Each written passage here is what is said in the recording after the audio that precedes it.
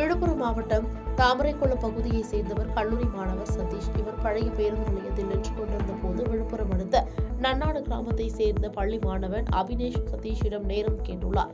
அப்போது மது போதையில் இருந்த கல்லூரி மாணவர் சதீஷ் பள்ளி மாணவரை தகாத வார்த்தைகளால் திட்டியுள்ளார்.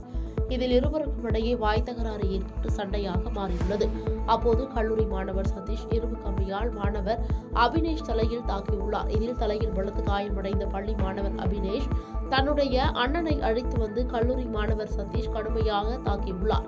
காவலர்கள் முன்பாகவே கடுமையாக சதீஷை தாக்கும் வீடியோ சமூக வலைதளங்களில் வேகமாக பரவி வருகிறது. இதனால் அப்பகுதியில் பெரும் பரபரப்பு ஏற்பட்டது.